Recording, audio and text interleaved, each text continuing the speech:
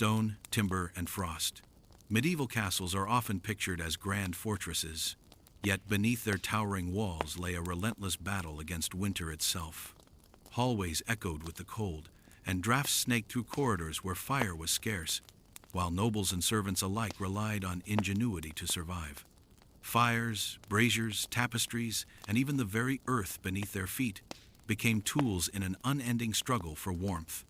From great halls, illuminated by central hearths, to hidden vaults and storerooms that held heat long after the sun had set, every aspect of castle life was shaped by the season's chill. This story reveals how stone and human ingenuity met the merciless northern winters, uncovering the clever, sometimes unexpected ways medieval inhabitants kept the cold at bay.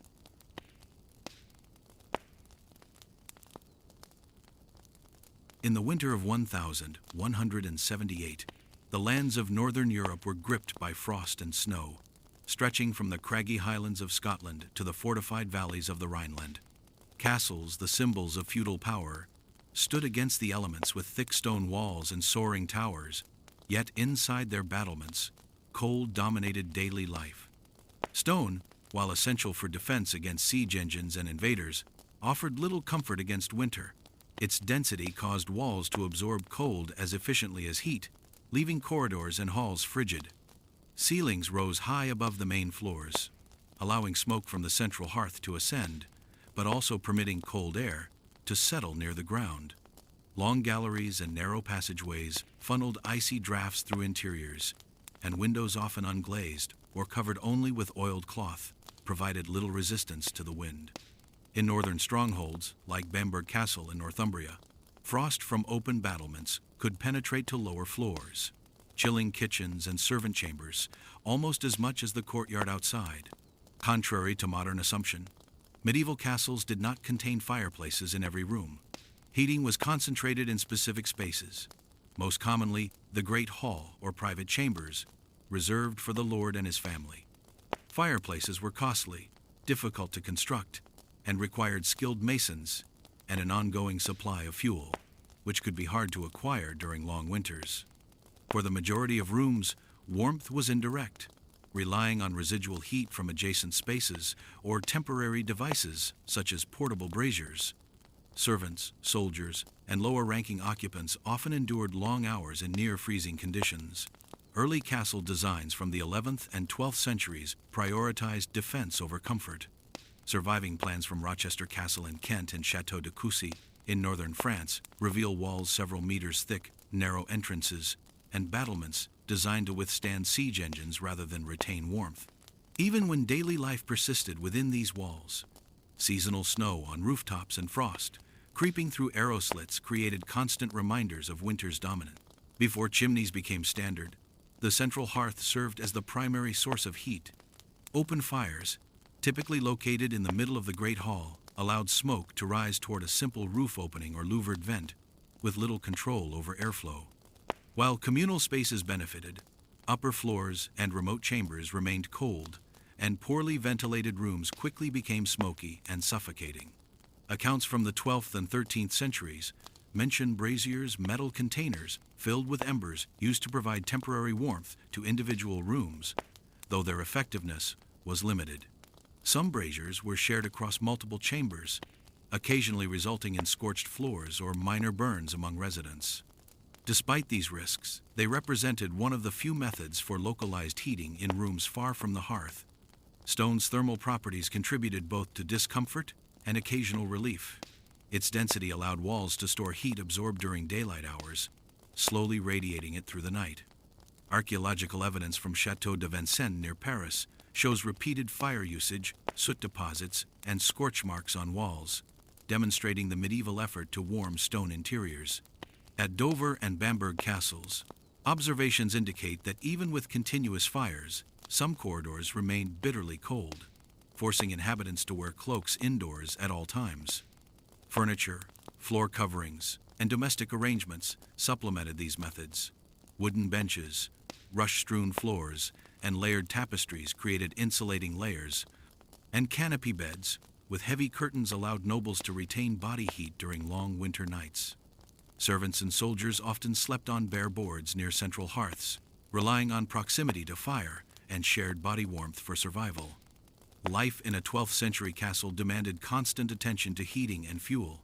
Records from northern England in the 1,190 seconds show lords stockpiling wood months in advance, ensuring that central hearths would burn throughout the coldest stretches. Winter dictated the rhythms of daily life, from cooking and cleaning to weaving and guard duties. Stone fortresses, though impressive and formidable, were merciless against the cold, shaping not only architecture, but also the social and practical organization of medieval households.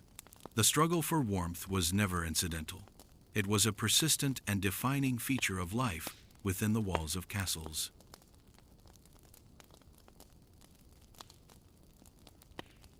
In the heart of every 12th century castle, the Great Hall stood as the principal gathering space and the main source of warmth for inhabitants during the harsh northern European winters. In 1178, castles such as Windsor in Berkshire, Bamberg in Northumbria, and Château de Coucy in Picardy exemplified the design of these expansive halls, constructed with high timbered ceilings and stone floors layered with rushes, straw, and mats. Unlike private chambers, which remained bitterly cold and drafty, the Great Hall was intended to accommodate the lord, his household, and visiting retainers for communal meals, ceremonies, and council, while also concentrating the scarce heat produced by central fires. A large open hearth, placed deliberately near the center of the hall, provided the primary source of warmth, while smoke escaped through louvered roof vents or simple openings, allowing some circulation without excessive heat loss. The spatial arrangement of benches and long trestle tables was carefully planned so that lords and noble guests occupied the raised dais, benefiting from the radiated heat and the additional insulation provided by wooden screens, tapestries, or curtains behind them, while lower-ranking attendants, guards, and servants occupied the rush-strewn floors closer to the fire.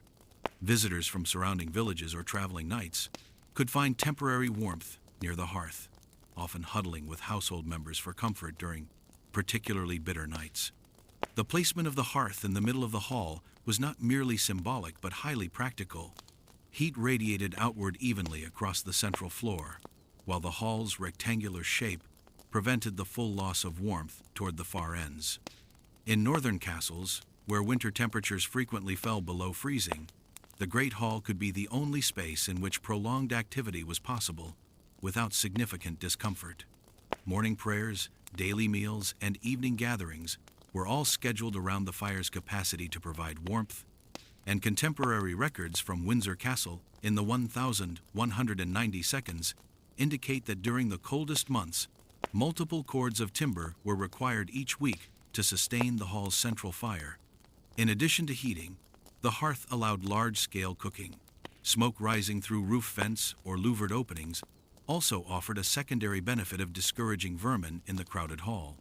In Château de Coucy, inventories from the late 12th century note the careful placement of portable wooden screens and heavy wall hangings around the hearth, which improved warmth retention and created semi-private spaces for lords and their families during meals and gatherings. Servants, too, strategically moved closer to the fire while performing their duties, from serving food to tending to armor or cleaning floors, ensuring that even laboring members of the household experienced some respite from the cold. The social hierarchy within the hall was reinforced through both seating arrangements and warmth distribution. Nobles on the raised dais experienced comfort, cushioned by rugs and surrounded by tapestries, whereas servants and lower-ranking members of the household endured the cold of stone floors, mitigated only by proximity to the central fire and layered clothing. Guards stationed near the main entrance or along drafty corridors relied on temporary braziers, small portable metal containers filled with embers, to ward off the chill, though these were limited in range and carried the risk of igniting fires if left unattended. In Bamberg Castle, records suggest that the hall sometimes featured multiple hearths during prolonged winters, but maintenance of several fires required considerable labor and timber, so usually only the central hearth remained active. Visitors and itinerant merchants were often welcomed into these warm spaces, sometimes staying for hours, which added to both the social vitality and the distribution of heat within the hall. Architectural elements of the Great Hall were deliberately designed to preserve heat as efficiently as possible. Narrow doorways minimized cold drafts, while high windows positioned above eye level permitted light to enter without significantly compromising warmth. Curtains or movable wooden screens along walls further reduced heat loss, and the hall's length was occasionally subdivided during extreme winter conditions to concentrate warmth around occupied areas. In northern border fortresses, such as those along the Anglo-Scottish frontier, this attention to detail could determine daily comfort and even survival during the harshest months. The combination of a central hearth, strategic seating, and layered furnishings allowed the Great Hall to function as both a social and thermal hub, demonstrating how medieval builders and household managers integrated heating considerations into daily life and communal activity without modern technology, making it the most vital space in the castle during winter.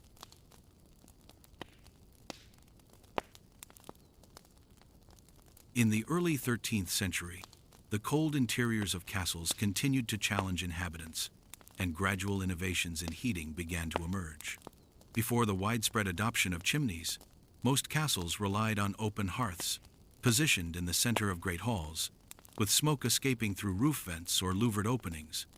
These hearths provided communal warmth, but left private chambers cold, drafty, and often uncomfortable for both nobility and servants. The introduction of wall-built fireplaces marked the first step toward addressing these limitations, though the spread of this technology was slow, uneven, and heavily influenced by wealth, location, and skilled labor availability. Fireplaces began appearing in the early 13th century, particularly in the private chambers of wealthy nobles in England, France, and the Holy Roman Empire. These hearths were set against walls rather than in the center of rooms, with chimneys constructed to carry smoke upward and out of the interior space. The technical challenge of building a masonry fireplace with a functional chimney was significant. The chimney had to withstand the heat of repeated fires, remain structurally stable within thick stone walls, and provide sufficient draft to prevent smoke from filling the room. Castles such as Dover and Rochester in England offer surviving examples where masons experimented with flues carved into walls, sometimes extending through multiple floors to vent smoke from upper chambers. The cost of such construction was prohibitive. Stone, mortar, and skilled labor were expensive commodities, and building a fireplace into an existing castle wall often required structural alterations. Nobles with sufficient resources were the first to enjoy the comfort of heated private chambers, while servants, retainers, and lower-ranking occupants continued to rely on communal warmth from central hearths or portable braziers. Inventories from 13th century Chateau de Coucy in Picardy and Windsor Castle reveal that fireplaces were initially installed only in the Lord's chamber, the solar, and occasionally in guest accommodations, leaving the remainder of the castle cold for most of the year. The design of early fireplaces evolved gradually. Simple stone or brick openings in the wall allowed fires to be lit safely away from flammable materials, and iron grates or frames were occasionally incorporated to hold logs in place. Chimneys became taller and more complex over time, with flues often divided to serve multiple rooms or floors. Records from northern France in the late 13th century show experimental chimneys extending through the thickness of castle walls, some measuring as much as 6 feet square at the base, narrowing toward the roof to improve draft efficiency. Despite these improvements, fireplaces remained concentrated in the most important chambers, and the rest of the castle relied on indirect heat, curtains, and proximity to the central hall to stay warm. By the 14th century, the adoption of chimneys expanded more broadly, influenced by both practical needs and social expectations. Castles in Scotland, such as Stirling and Down, began to integrate multiple wall fireplaces, sometimes serving bedrooms, solar chambers, and even corridors near important living spaces. In England, enhancements in masonry techniques allowed fireplaces to be built higher along walls and more efficiently vented, reducing smoke accumulation and improving heat distribution. Even so, servant quarters, kitchens, and storage rooms remained largely unheated, demonstrating a persistent hierarchy in access to warmth. The evolution of fireplaces and chimneys also intersected with fuel supply considerations. Timber, coal, and peat had to be stored in sufficient quantities, and larger fires required constant attention from servants or attendants. Accounts from Windsor Castle in the early 14th century note that the Lord's chamber fireplace burned for hours daily, often requiring multiple attendants to maintain it through the coldest months. The technical and logistical challenges meant that heated chambers were both a mark of wealth and a demonstration of a household's ability to marshal resources effectively. By tracing the gradual emergence of fireplaces and chimneys, it becomes clear that the medieval castle was slowly transforming from a purely defensive structure into a residence capable of offering selective comfort. Early 13th century innovations prioritized noble chambers, reflecting both practical concerns and social hierarchies. While common spaces like the Great Hall remained crucial for communal warmth, the introduction of wall fireplaces laid the groundwork for more widespread heating solutions in the late medieval period.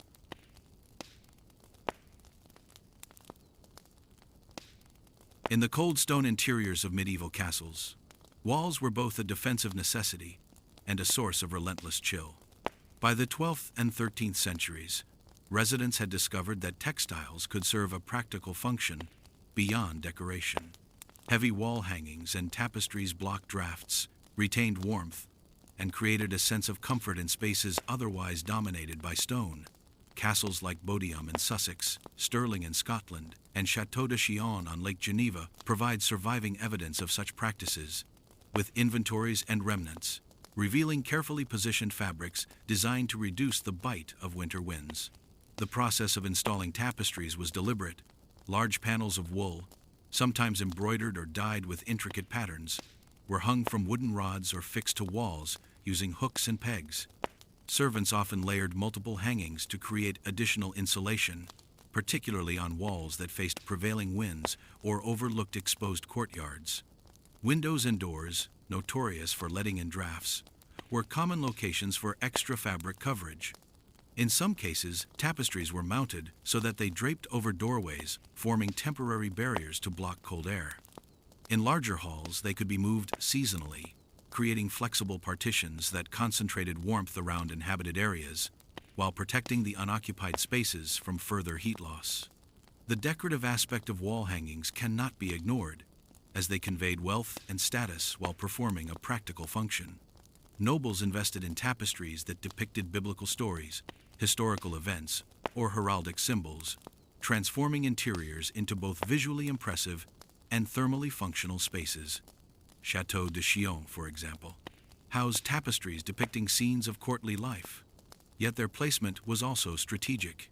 South-facing walls that received sunlight during the day were left exposed to maximize passive solar gain, while north-facing walls were densely covered to combat cold drafts. Similar strategies were recorded in Stirling Castle during the late 13th century, where textiles were positioned to shield both chambers and hallways. In private chambers, smaller hangings offered additional layers of warmth. Lords and ladies often had fabric-lined walls behind their beds, providing protection against cold stone and retaining the heat generated by the occupants themselves. Bedrooms with canopy beds and heavy curtains worked in tandem with wall hangings to create a microclimate, where warmth could be concentrated around the sleeping area. Inventories from Dover Castle in the early 14th century list specific tapestries kept solely for winter use, illustrating how textile management was an integral part of seasonal preparation. The practical benefits of tapestries extended to the hallways and corridors connecting different parts of a castle. Stone passageways were notorious for funneling icy gusts from one end of the fortress to the other. By hanging textiles along these routes, inhabitants could create buffer zones that slowed the movement of cold air, making brief transitions between rooms more tolerable. Some castles even employed movable screens or folding hangings, allowing servants to adapt the interior layout in response to changing weather conditions. These strategies required constant attention, as winds shifted and snow or frost added additional pressure to retain warmth within the living spaces. Beyond insulating walls, textiles also influenced social behavior and room usage. Warmer areas naturally became focal points for gathering, conversation, and work. Servants and attendants learned to position themselves near tapestry-lined walls or within curtained alcoves to avoid prolonged exposure to cold stone. Nobles, meanwhile, could adjust the placement of their furniture and seating to exploit the combined effect of the hearth and fabric-lined walls, demonstrating a practical understanding of heat distribution and comfort. In many ways, wall hangings served as a medieval form of climate control, subtly guiding movement and occupancy within the castle, based on thermal conditions. The legacy of medieval wall hangings can still be observed today, not only as art, but as evidence of ingenuity in coping with severe winters. Surviving examples at Bodiam, Stirling, and Château de Chillon show that comfort in the castle was achieved as much through adaptation and resourcefulness as through fire. Heavy textiles were labor-intensive and required regular maintenance, yet they were indispensable in bridging the gap between the fortress-like construction of stone castles and the human need for warmth, privacy, and domestic functionality.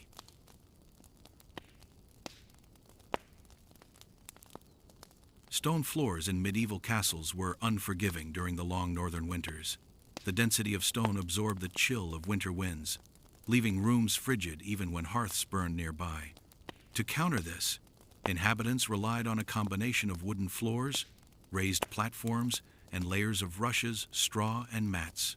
These techniques were both practical and documented across Europe, from the 12th century onward. Surviving inventories from Dover, Bodiam, and Château de Coucy provide detailed accounts of these arrangements, showing that floor coverings were as essential to daily life as heating from the central hearth. Raised wooden platforms were often constructed along walls or within private chambers, serving multiple purposes. They elevated furniture and occupants above the cold stone, creating a layer of insulation and improving comfort. The platforms were typically made from oak or pine planks, supported by beams fitted into the stone foundation. In great halls, benches or dais platforms also served to distinguish social hierarchy, allowing nobles to sit above servants while simultaneously keeping them warmer. Archaeological evidence from Windsor Castle in the late 12th century shows remnants of timber platforms in the Great Hall, suggesting that the combination of elevation and proximity to the central hearth was a deliberate strategy for both social and thermal reasons. Rushes were a critical component of medieval flooring, applied either alone or layered over wooden planks.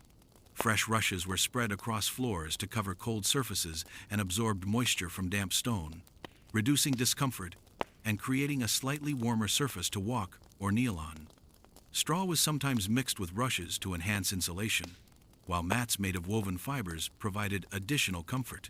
Inventories from Château de Coucy list bundles of rushes and straw stored for seasonal use, and records indicate that these were often replaced multiple times throughout the winter to maintain dryness and warmth. Servants were responsible for laying and refreshing these coverings, demonstrating that floor management was a continuous part of winter life. The arrangement of rushes, platforms, and mats was not random. Placement reflected both thermal strategy and social organization.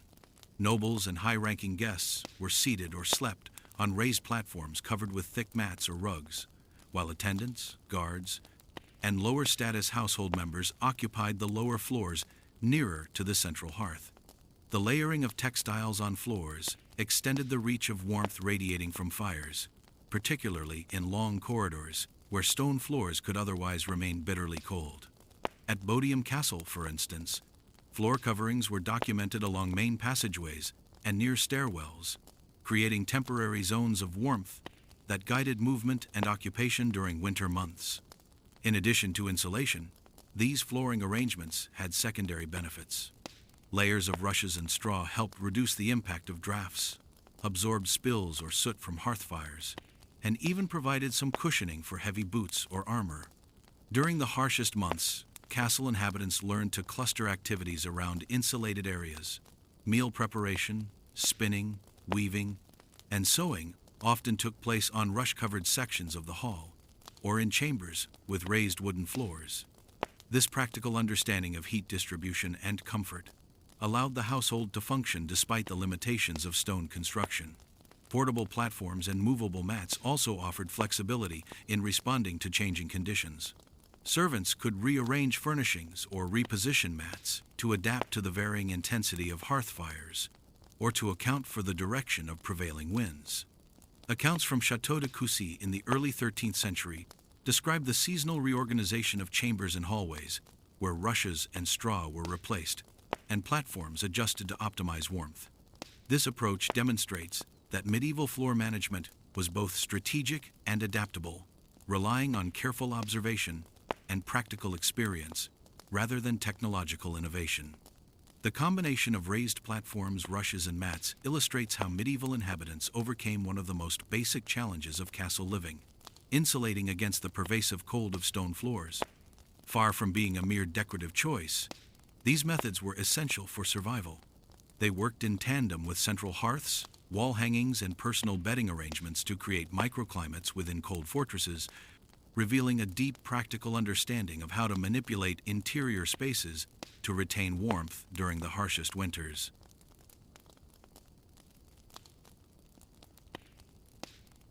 Sleeping arrangements in medieval castles reflected both social hierarchy and practical considerations for warmth.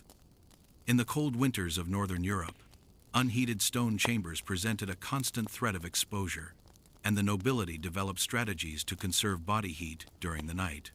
Canopy beds, heavy bed curtains, and layered blankets were central to these efforts.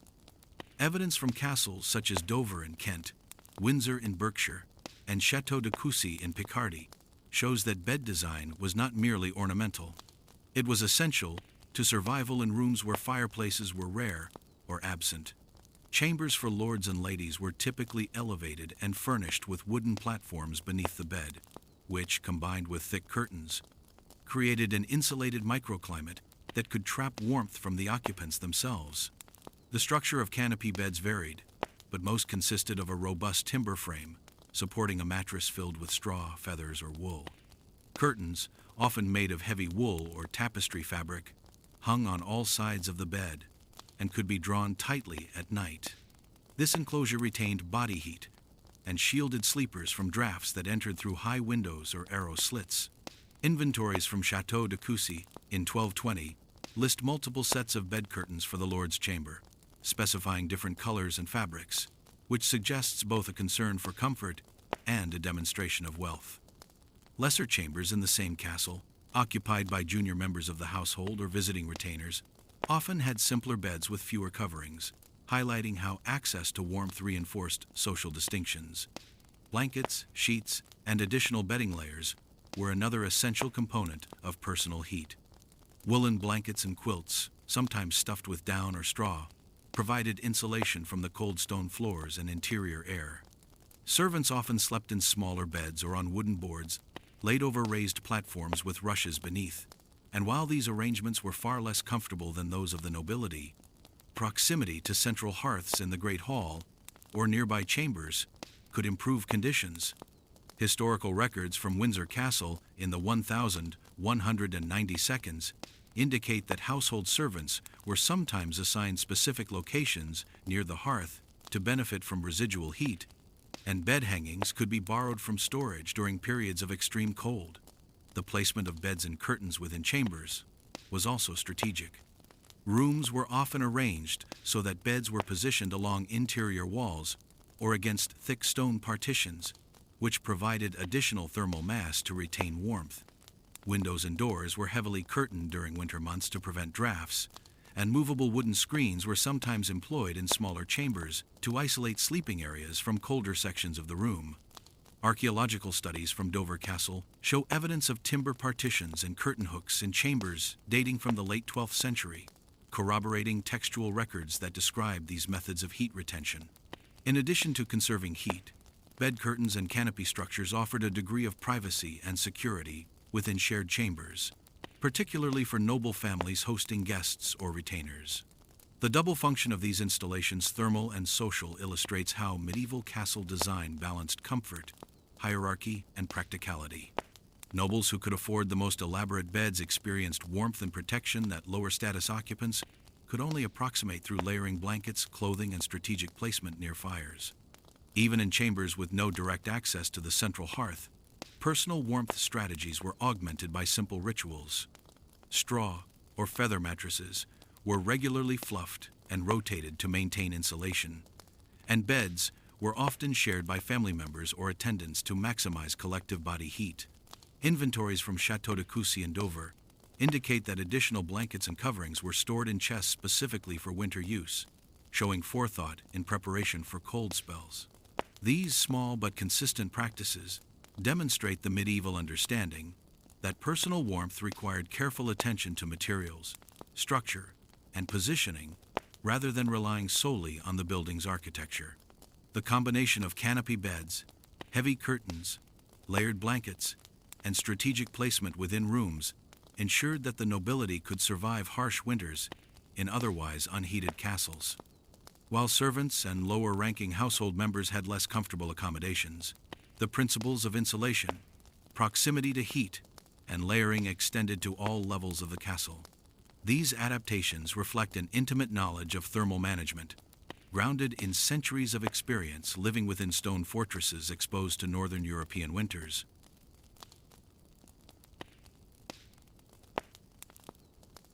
In the 13th and 14th centuries, medieval builders and residents understood that smaller rooms retained heat far better than the sprawling spaces of a great hall or long gallery.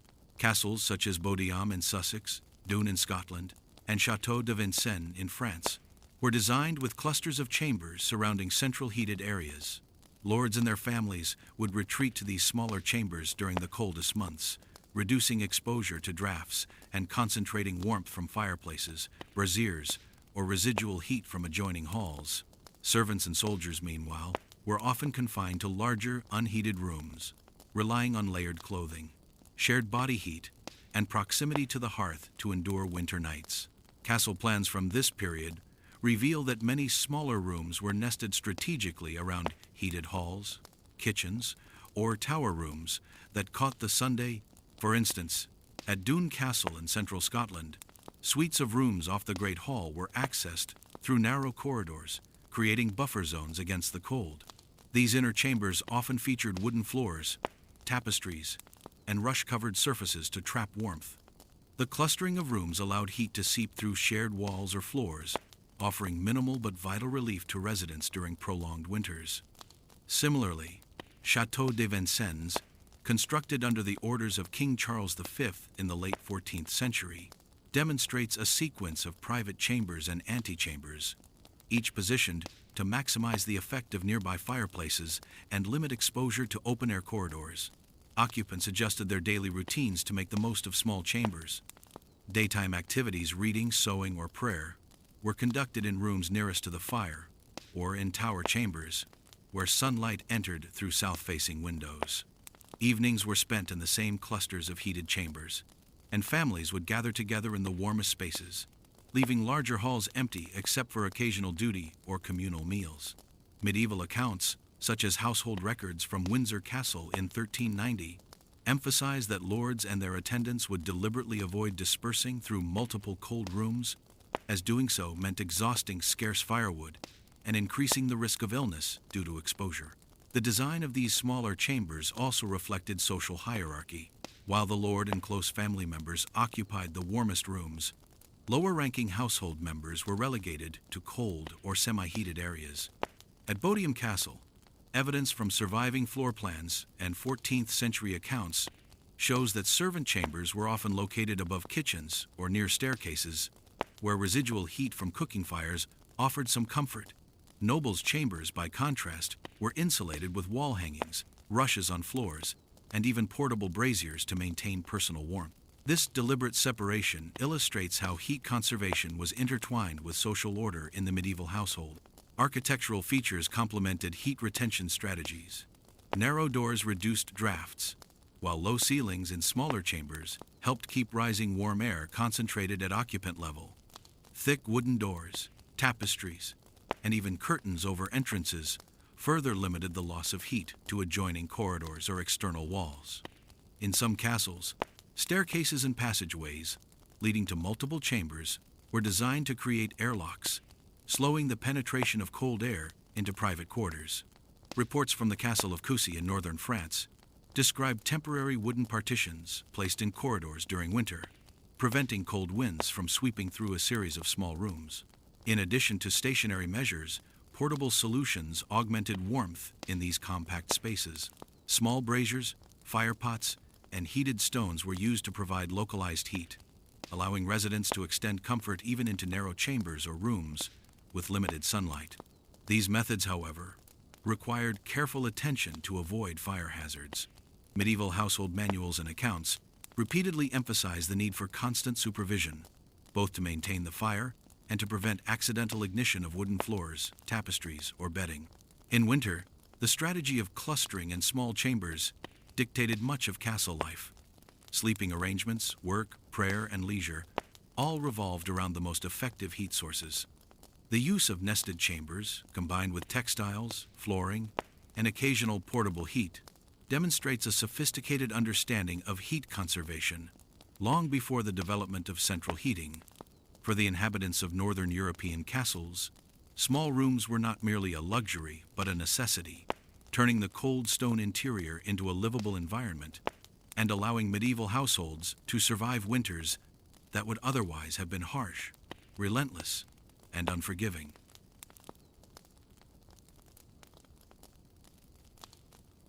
In medieval castles, the kitchen was more than a place for preparing meals. It was a critical source of warmth during the harsh winter months. Unlike private chambers, which were often cold and drafty, kitchens contained open hearths that burned continuously, producing heat that radiated into adjacent rooms and corridors.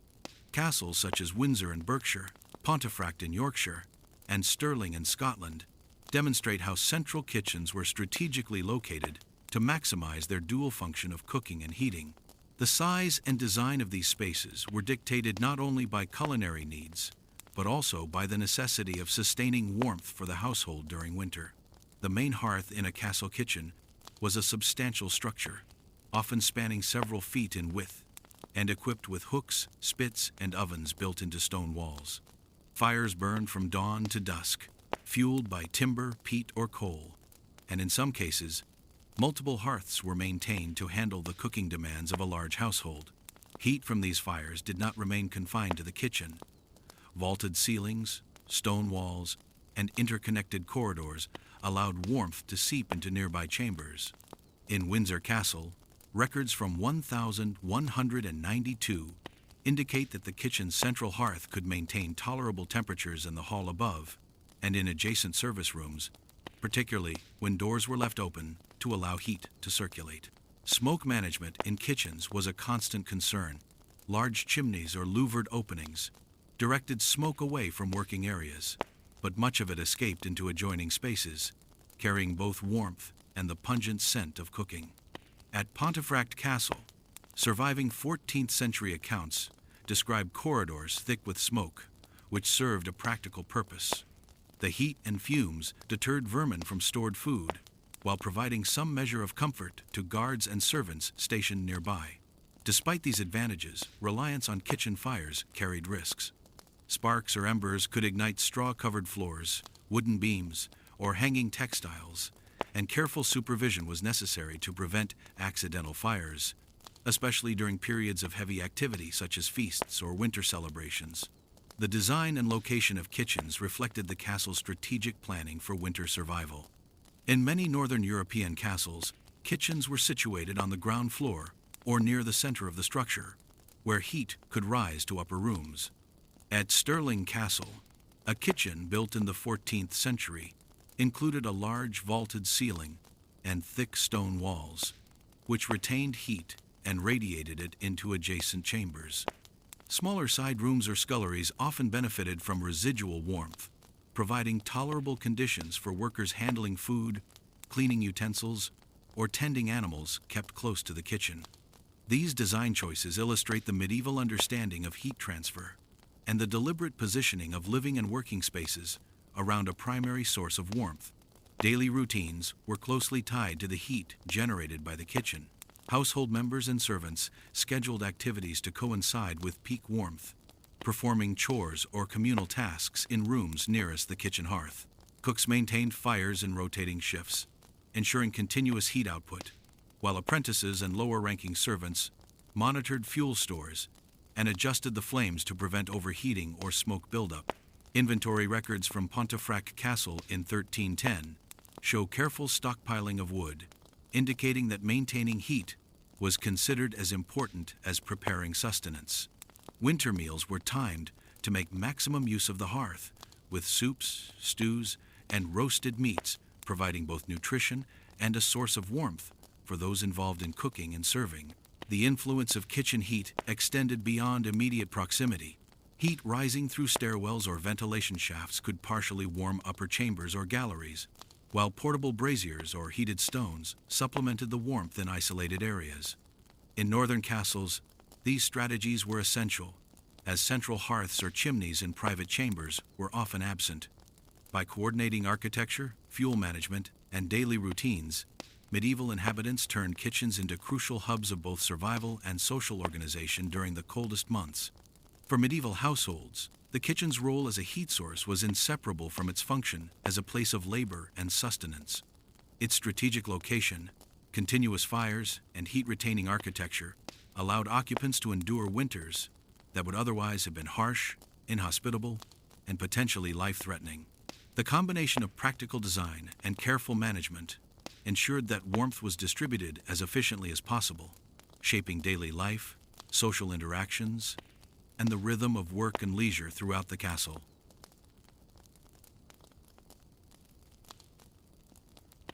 In medieval castles, towers were more than defensive structures or vantage points.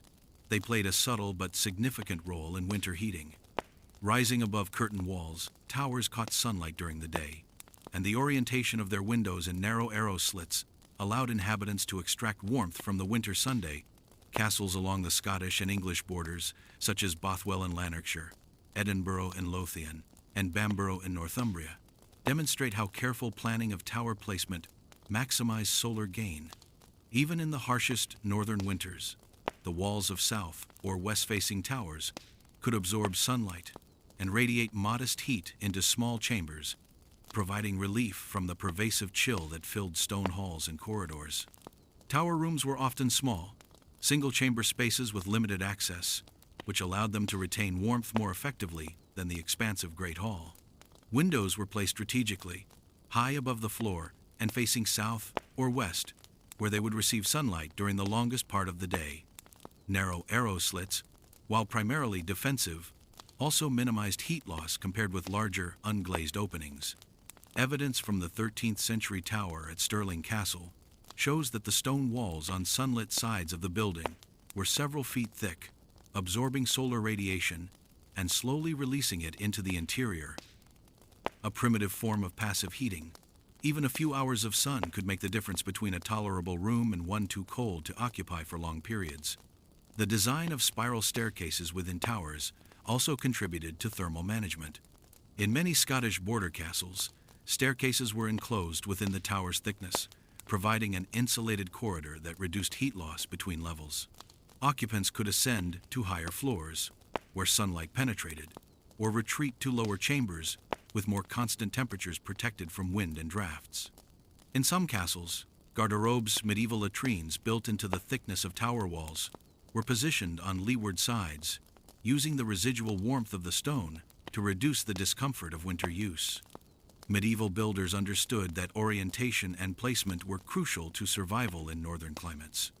In England, castles such as Dover and Rochester were sited to maximize southern exposure for living quarters and keep towers in positions where winter sun could reach the walls for several hours each day. Scottish fortresses, subjected to shorter days and more overcast winters, relied on compact tower design, thick walls, and sunlight capture where possible. Windows were often glazed with oiled cloth or translucent horn to retain heat while allowing light to penetrate, an improvement over completely open or unglazed apertures that allowed cold air to sweep through chambers. Daily life in tower rooms reflected the limited but valuable warmth they provided. Nobles or important guests would occupy the sunlit chambers during daylight hours, performing reading, writing, or administrative tasks near the window. Servants and guards would use these rooms sparingly, often bringing portable braziers or heated stones to supplement the heat absorbed by the walls. Inventory records from Edinburgh Castle in the 1380 seconds describe tapestries and heavy curtains hung over windows in tower chambers to conserve warmth and reduce drafts, a practice mirrored in many northern European castles. Towers also influence the movement and organization of activity within a castle during winter. Residents would often cluster in sunlit chambers for work or leisure, retreating to the warmth of the kitchen or great hall when sunlight faded. In this way, tower rooms acted as seasonal refuges, small insulated spaces that took advantage of natural heat sources, while the rest of the castle remained reliant on central hearths, braziers, and portable fuel. By aligning architecture with environmental factors, medieval builders demonstrated a practical understanding of thermal principles centuries before the science of heating was formalized. Even in regions where sunlight was limited, towers provided a reliable complement to other heating strategies. The combination of compact design, thick stone walls, limited openings, and passive solar gain made these structures not only defensive assets, but also valuable contributors to winter comfort. By carefully considering orientation, sunlight exposure, and thermal inertia, medieval architects ensured that towers could serve dual functions, protecting inhabitants from both attackers and the pervasive chill of northern winters.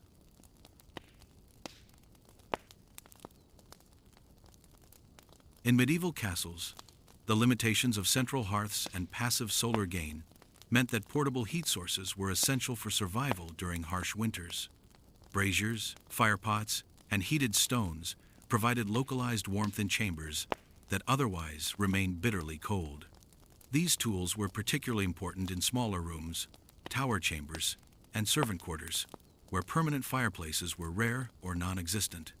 Surviving records and archaeological evidence from castles such as Windsor, Bodiam, and Crecy indicate that these portable devices were both practical and hazardous, requiring careful handling to avoid accidental fires.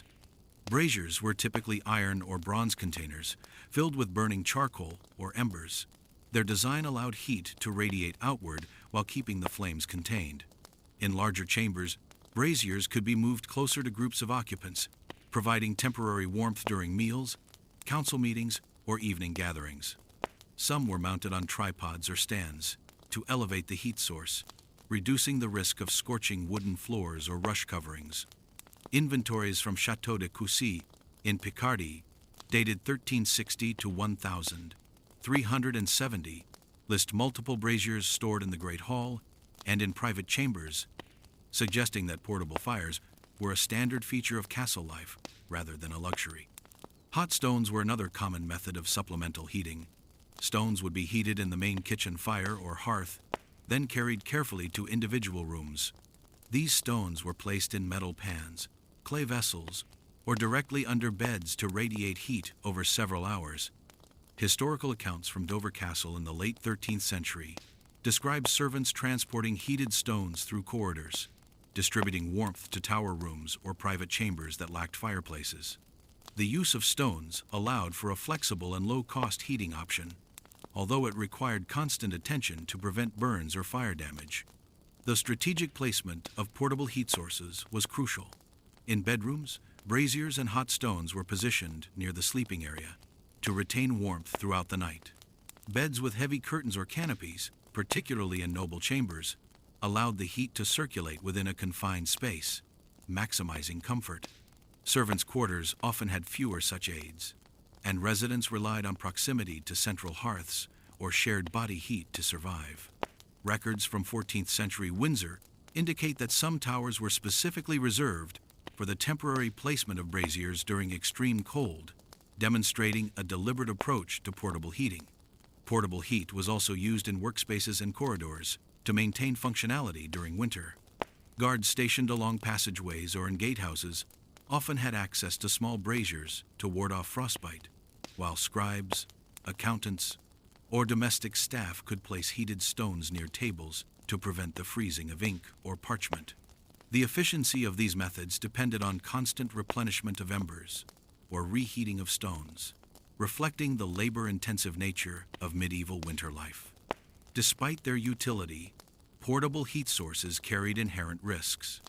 Iron braziers could tip over, igniting rust-strewn floors or wooden furnishings, while hot stones could cause severe burns if handled improperly.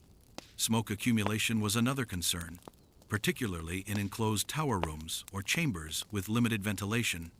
Builders and household managers balanced these hazards with the need for warmth, often employing screens, partitions, or raised platforms to direct heat safely and prevent injury.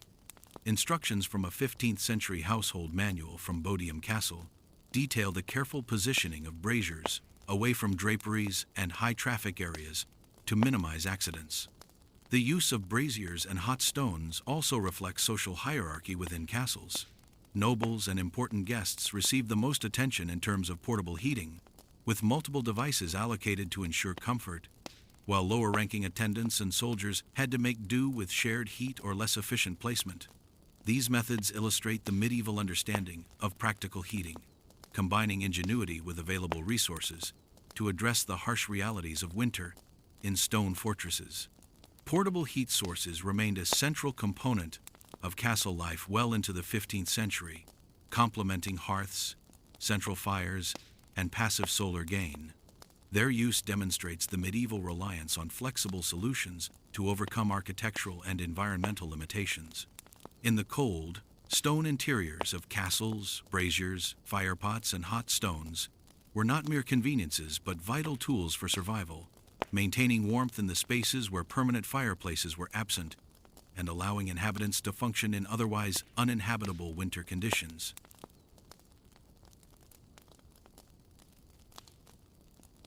In the 12th to 15th centuries, managing smoke within a castle was as critical as generating heat itself.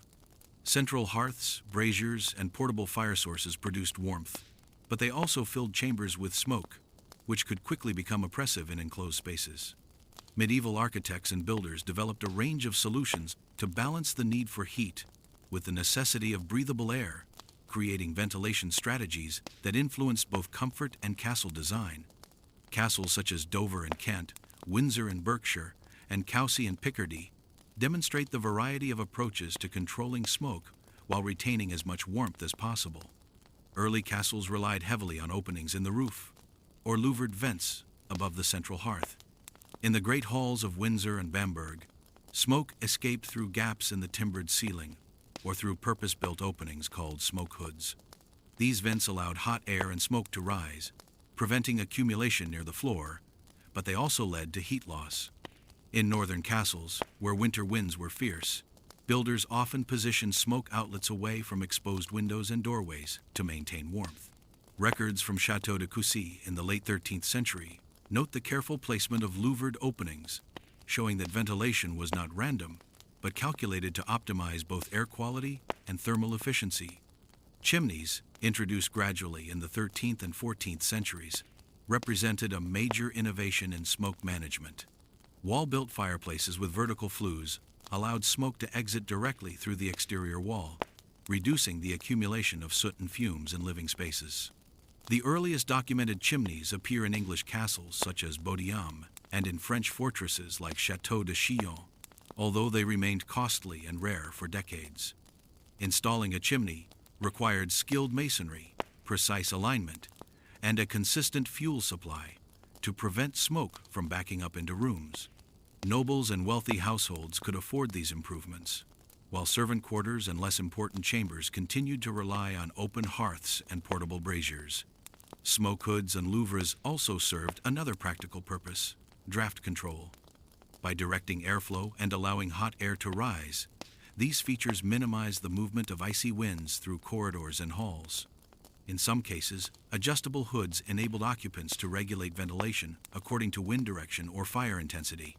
Archaeological studies of Dover Castle's Great Hall show evidence of iron fittings and hooks that may have been used to manipulate smoke hoods, demonstrating an early form of thermal management that combined architecture with human intervention. In smaller chambers and tower rooms, the challenges of smoke management were even more pronounced. Limited ceiling height and narrow windows meant that even small fires could quickly fill the room with smoke. Braziers and portable firepots were used cautiously, often accompanied by small vent openings or temporary shutters to channel fumes outside. Written accounts from 14th century Baudiam Castle describe servants opening small windows or doors to allow smoke to escape before bringing heated stones or embers inside, highlighting the constant attention required to maintain air quality in winter. Smoke management also reflected social hierarchy within the castle. Noble chambers often had the most advanced ventilation solutions, including early chimneys, smoke hoods, and dedicated flues, while servant quarters and storage rooms were left to cope with the heat and smoke of open fires.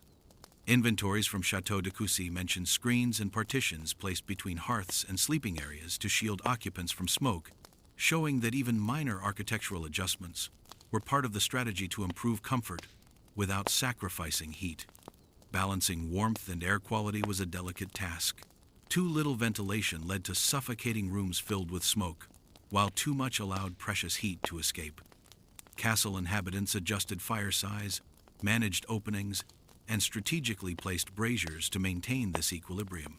Smoke management was therefore not just a matter of construction, but also a daily operational concern, requiring constant vigilance from both servants and household members. The careful handling of smoke demonstrates the medieval understanding of indoor climate control, long before modern heating systems. By combining structural innovations such as chimneys, smoke hoods, and louvres with practical techniques like adjustable openings and portable fires, medieval castles were able to retain warmth, preserve air quality, and maintain functionality during the harshest winter months.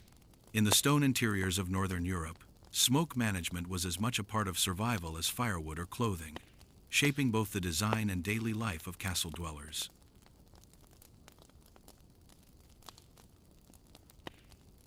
In the winters of the 13th and 14th centuries, life within northern European castles was dictated by the cold and the limited means to heat stone fortifications.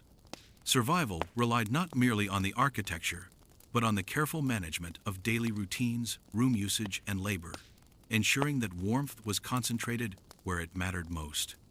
Evidence from castles such as Bamberg in Northumbria, Windsor in Berkshire, and Chateau de Coucy in Picardy shows through written accounts, inventories, and structural remains how lords, household staff, and soldiers adapted to prolonged periods of frigid temperatures. Seasonal adjustments required careful planning, a practical understanding of heating limitations, and an ability to coordinate domestic activity efficiently, often involving the entire household in maintaining warmth. One key adaptation was the strategic relocation of activities to the warmest areas. The Great Hall, dominated by its central hearth, became the focal point of daily life during winter months. Communal meals, prayers, and gatherings were timed for periods when fires burned most efficiently, ensuring maximum heat for the household. Adjacent chambers, often nearer to the hall or kitchen, were repurposed temporarily for work, study, or sleeping. Craftsmen, scribes, and clerks would leave upper, unheated chambers and work closer to heat sources, while servants arranged domestic chores such as laundering textiles, mending clothing, and preparing meals, to avoid exposure to cold corridors, stairways, and exposed passageways. These routines reflect a medieval understanding of how heat could be conserved within a fortress and distributed according to priority, and often required coordination across multiple floors of the castle simultaneously. Sleeping arrangements were heavily influenced by seasonal necessity. Noble families clustered in well-insulated chambers near chimneys or hearths, utilizing canopy beds, thick curtains, and multiple blankets to trap body heat. Furs and layered garments added additional warmth. Servants and soldiers, who typically lacked access to such luxuries, often slept on the floor of heated rooms or in smaller chambers warmed by portable braziers. Records from Dover Castle in 1293 note rotation systems for bedding and blankets to ensure that children, the elderly, and the infirm received priority for warmth. These arrangements demonstrate a clear hierarchy of thermal comfort, where proximity to fire and access to insulated spaces could determine health, endurance, and survival during prolonged cold spells. Fuel management was a critical element of winter survival. Firewood, peat, and other combustibles were stockpiled well in advance. Royal records from Windsor Castle in 1324 to 1325 indicate the consumption of multiple cords of timber each week during the coldest months, with servants regulating fire intensity according to activity levels. Fires were lowered during inactivity and intensified for meals, gatherings, or evening prayers. Braziers were used to supplement heating in smaller or remote rooms, though they posed risks of smoke inhalation and accidental fire. Medieval households had to balance warmth, air quality, and fuel economy simultaneously, demonstrating a level of domestic planning that was essential for survival and daily comfort. The very layout of castles reinforced seasonal adaptations. Nested rooms and interlinked chambers allowed movement between heated spaces without prolonged exposure to cold passageways. Kitchens, often adjoining great halls, provided auxiliary heat. The radiant energy from cooking fires extended into surrounding chambers. Exposed upper floors and courtyards were largely avoided, except for essential activities, such as fetching fuel, tending animals, or sending messages. Residents synchronized daily routines with available warmth, showing a practical understanding of thermal dynamics within stone fortresses. Even ordinary daily tasks were shaped by the cold. Water collection, laundry, and other labor-intensive work were conducted during daylight hours, when temperatures were marginally higher. Reading, writing, and crafts were centralized near available fires or braziers. Staircases and corridors were navigated quickly, and groups often traveled together to conserve body heat. Scottish tower house accounts from the late 14th century describe entire households assembling in a single heated chamber for evening socialization, maximizing warmth while preserving fuel and reinforcing communal bonds during the harsh months. Severe winters occasionally forced further improvisation. Heavy snow on roofs sometimes required temporary abandonment of upper floors, while sub-zero temperatures compelled temporary habitation of vaulted cellars and storage rooms, which retained heat far better than exposed chambers. By observing seasonal patterns, adjusting sleeping arrangements, and carefully allocating fuel, medieval castle inhabitants displayed practical ingenuity, combining architecture, resource management, and human adaptation to endure months of relentless cold, often relying on careful observation and experience passed down through generations.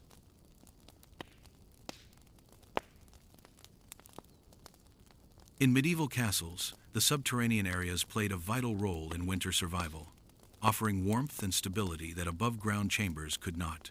Vaulted cellars, storerooms, and other underground spaces benefited from the principle of thermal inertia, where thick stone walls and earth surrounding the chambers absorbed and slowly radiated heat over time. Castles across northern Europe, from Bodiam in Sussex to Edinburgh Castle in Scotland, provide evidence through architectural remains, contemporary accounts, and inventories that these spaces were not merely for storage, but served as practical refuges during the coldest months.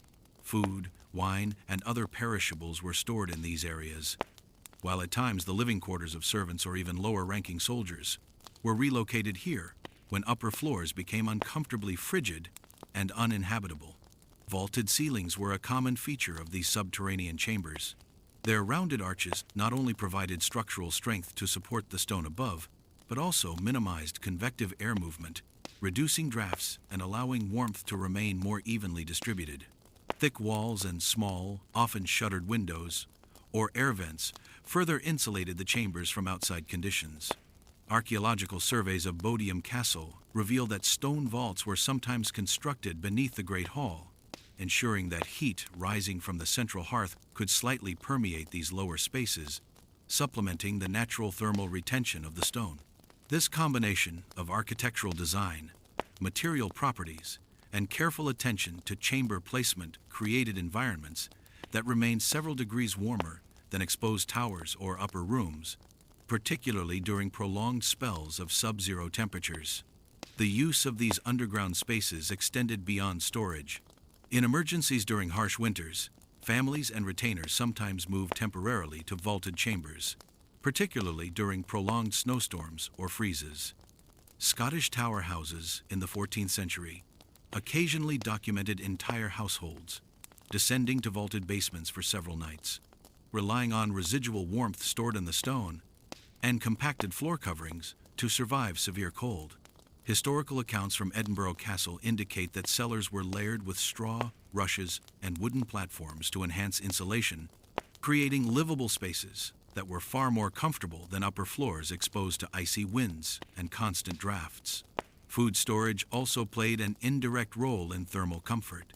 Wine, ale, grains, and salted meats kept in these subterranean rooms retained their quality due to stable temperatures, allowing inhabitants to minimize travel to exposed kitchens or courtyards for daily provisions. The presence of food and the occasional warmth from cooking or brewing fires near cellar entrances helped maintain a modest ambient temperature Evidence from Bodiam and other castles shows that barrels and crates were strategically arranged, forming partitions that further reduced drafts and preserved heat, demonstrating a practical understanding of passive thermal management, with placement often planned according to routine access and frequency of use. Accessibility to vaults and storerooms was carefully planned. Narrow staircases, often enclosed and insulated, connected these spaces to the great hall, kitchens, or servant quarters, minimizing exposure to cold air. During particularly harsh winters, inhabitants coordinated the use of these areas with the scheduling of household chores and meals, moving efficiently between chambers. The thermal stability of these underground rooms allowed craftsmen, scribes, and other essential workers to continue activity without the interruptions imposed by icy upper floors, contributing to the overall functioning of the castle, even during extended cold spells or unexpected storms. The importance of thermal inertia extended to the design of food preservation areas. Ice houses, partially subterranean and lined with stone, took advantage of slow heat transfer to maintain frozen provisions during winter months, while dry stores in vaulted rooms preserved grains and textiles. This created a network of interdependent spaces in which warmth, resource management, and functionality were integrated. The careful layering of floors, walls, and stored goods ensured that the cold was not evenly felt throughout the castle, allowing strategic allocation of comfort and survival resources for both people and provisions. By combining architecture, material science, and practical use, medieval castle dwellers exploited the thermal properties of subterranean vaults and storerooms to withstand winters that would otherwise have rendered upper floors uninhabitable. These spaces were essential not only for storage and safety, but also for sustaining daily routines, sheltering vulnerable occupants, and maximizing the warmth generated in above-ground areas, illustrating the ingenuity, discipline, and adaptability that characterized medieval life under extreme winter conditions.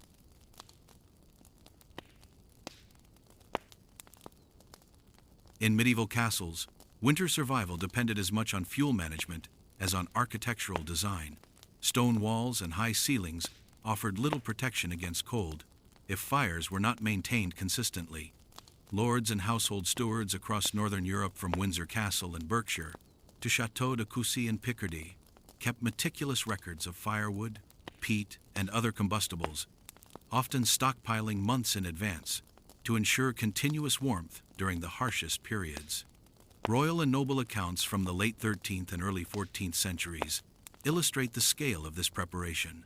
Dozens of cords of timber were transported, stored, and rationed carefully to prevent shortages during prolonged freezes, particularly in years of extreme snowfall or harsh windstorms. Firewood selection was deliberate.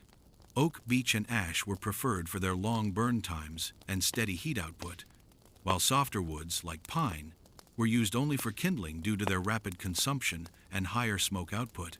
Peat, especially in northern England and Scotland, provided a supplementary source of heat where timber was scarce or expensive. In border fortresses such as Bamberg and Edinburgh Castle, records indicate that peat stacks were layered and covered to remain dry during storms, demonstrating an understanding of the material's storage requirements.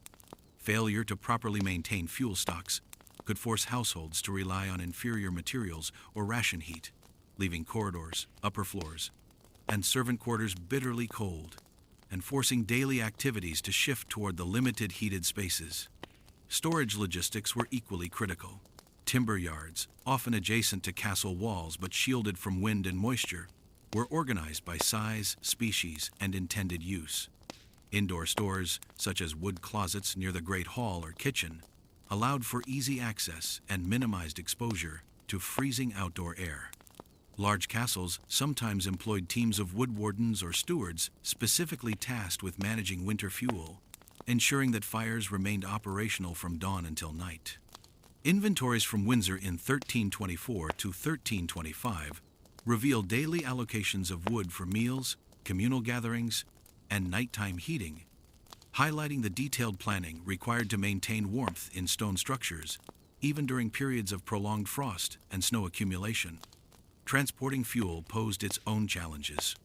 During snowstorms, courtyards and pathways became slippery, and sledges, wheelbarrows, or porters were used to move timber from outdoor stores to hearths inside the castle.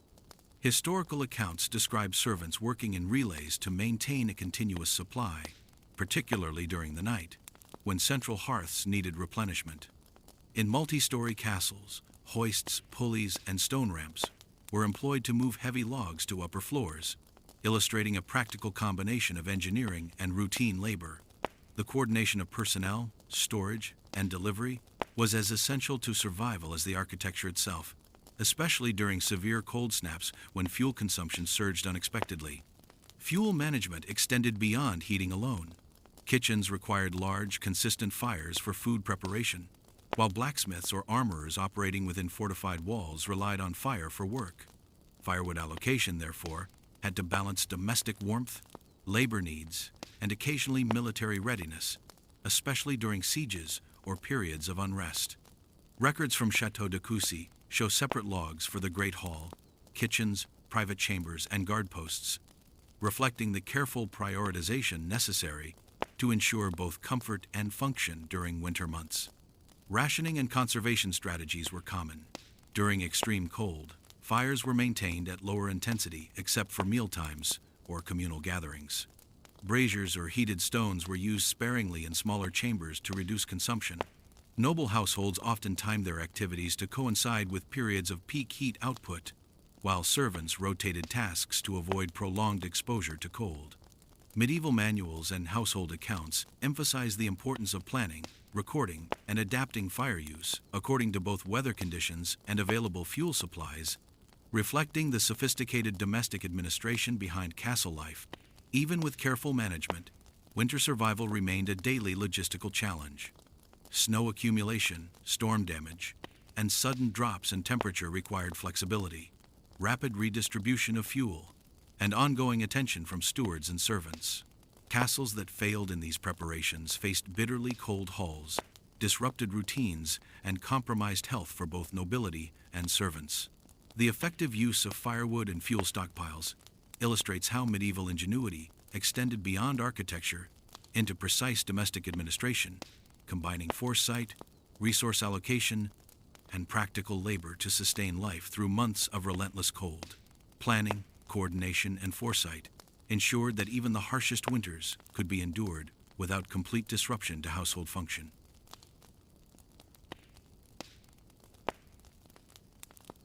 By the late 14th and into the 15th century, castles across Europe began to show significant innovations in heating, reflecting both technological development and changes in domestic priorities. Early defensive fortresses, with their high stone walls, long corridors, and minimal insulation, had forced inhabitants to rely on central hearths, portable braziers, and clever use of tapestries and rushes. By the later medieval period, architects and masons introduced structural adaptations that allowed for more efficient heating while maintaining defensive integrity. Innovations such as built-in fireplaces, chimneys, and glazed windows gradually transformed the way warmth was distributed and controlled within fortified residences. The development of wall fireplaces was perhaps the most transformative, whereas 12th and early 13th century castles relied almost exclusively on central hearths. By the 14th century, fireplaces were increasingly incorporated into private chambers and smaller halls. These hearths, often built along walls with flues leading to chimneys, allowed smoke to be vented while radiating heat directly into the room. Castles like Bodiam in Sussex and Château de Chillon in Switzerland provide evidence of early masonry fireplaces installed in private chambers, signaling a shift toward individual comfort. While construction was costly and required skilled labor, the benefits were substantial. Rooms that had previously remained bitterly cold could now be used for extended periods during winter, reducing the household's dependence on the central Great Hall. Chimneys complemented the rise of wall fireplaces by improving ventilation and reducing the accumulation of smoke indoors. Earlier open-roofed halls had required smoke to rise through roof vents, creating smoky, uncomfortable conditions. The introduction of flues and vertical chimneys allowed rooms to be heated safely without compromising air quality. Surviving 15th century accounts from Windsor Castle describe chambers where multiple flues carried smoke from adjacent hearths directly outside. improving both thermal efficiency and domestic comfort. This technological step also made it possible to heat upper floors, which had previously remained inhospitable during cold months. Glazed windows were another significant development in late medieval heating. While small and unglazed apertures had dominated earlier fortresses, allowing cold drafts to enter freely, 14th and 15th century castles increasingly incorporated glass panes or oiled translucent materials. Château de Coucy and portions of Dover Castle retain evidence of glazed or partially glazed windows in private chambers, reducing heat loss and improving light control. These windows, combined with heavy curtains or shutters, helped to retain warmth generated by fireplaces and contributed to a more comfortable domestic environment for lords, ladies, and high-ranking retainers. Other architectural innovations focused on spatial organization to optimize warmth. Chambers were nested around heated areas, such as kitchens and great halls, and corridors were sometimes partially enclosed or fitted with wooden screens to reduce drafts. Some castles introduced dedicated heating chambers or heated corridors, particularly in Northern Europe, where prolonged winters demanded continuous attention to warmth. Vaulted storerooms and basements continued to play a role, retaining thermal mass that stabilized temperatures across the castle. Inventories from late 14th century Scottish tower houses indicate that these lower rooms were frequently used for sleeping or work when above-ground spaces became too cold. The cumulative effect of these innovations was a marked improvement in comfort without sacrificing defensive capability. Lords and their families could enjoy private chambers with consistent warmth.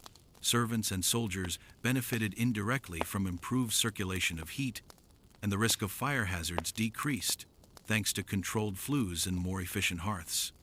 Records from Bodiam, Windsor, and Château de Chillon document increased fuel efficiency, reduced smoke-related complaints, and better scheduling of domestic activity during winter months. By the end of the medieval period, the combination of fireplaces, chimneys, glazed windows, and careful spatial planning had transformed the castle from a purely defensive fortress into a residence where comfort could coexist with security.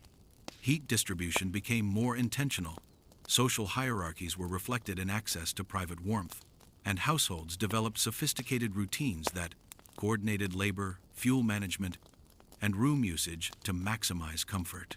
These late medieval innovations laid the foundation for the evolution of stately homes and palaces in the early modern period, illustrating the ingenuity, adaptability, and practical problem-solving that characterized European domestic life in the shadow of stone walls and relentless winter cold.